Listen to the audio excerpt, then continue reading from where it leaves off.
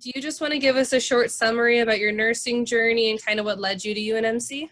Yeah, absolutely. So I went to the University of Iowa. I was in a BSN program. Let's see, I started in 2004 and graduated in 2008. And I worked pediatric inpatient at the University of Iowa hospitals and clinics. And I always say I fell in love, which is a weird term, but I did. I loved working with these kids who had a diagnosis of cystic fibrosis, and I thought it was so neat how our research and science improved the life of these kids. They used to die, honestly, not many months after birth, and we have not only extended life, we've extended quality of life, and we've had so many amazing treatment and supportive options for these kids that I just fell in love with it. So I knew pretty quick that I wanted to go on.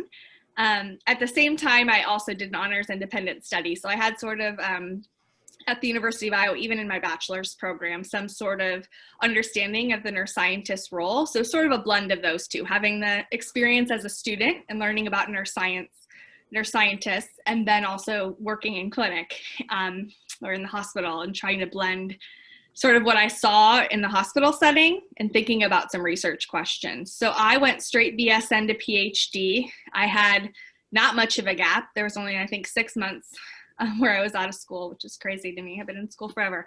So I went to the BSN to PhD program, also at the University of Iowa, and I was afforded a really neat opportunity to conduct my dissertation, which is your big research project as a nurse scientist at the National Institutes of Health in Bethesda, Maryland. So my degree is from Iowa, my PhD is from there, but I did all my research actually in Bethesda, Maryland at NIH. So I sort of took what I learned as a nurse inpatient, and I remember inputting into the system.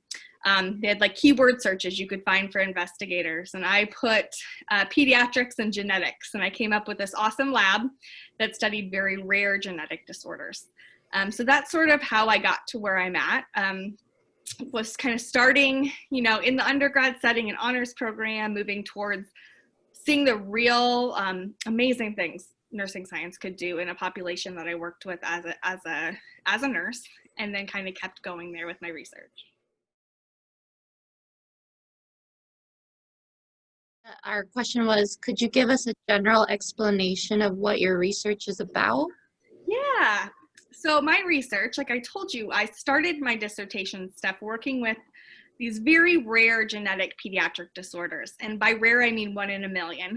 These kids for my research studies and for our team's research studies came from all around the world. So it was an amazing experience to get to meet families from across the world where they would come to Bethesda, Maryland, where we would do this full, we call a phenotype genotype study. So we studied their genetics and their phenotype, or how it affects their behaviors. And we had every profession on this study, from dentistry to psychology to PT/OT. These kids had full phenotyping, which was really amazing to see. But I remember vividly one of these mothers from Eastern Europe. She had looked me in the eyes, and I felt like she was looking into my soul, because at the time I had our oldest daughter. She's 7 now, but she was a newborn who didn't sleep. But mom said to me, my child doesn't sleep, and so we don't sleep. And she started tearing up, and I wanted to tear up because I'm like, I know my child doesn't sleep either. And I felt that so strongly because it does impact families. And at that moment, I was like, we need to help her. Like, something is happening here in these kids that's causing sleep difficulty. And it could have been a ton of different explanations, but the one I took was that we had known that in mice, these mouse models, the little baby mice were missing a pineal gland, which produces melatonin that helps you sleep. So my dissertation was actually looking at MRI data in these kids, and we actually found that they had small pineals and they produced very little melatonin, which is a plausible explanation for why they weren't sleeping.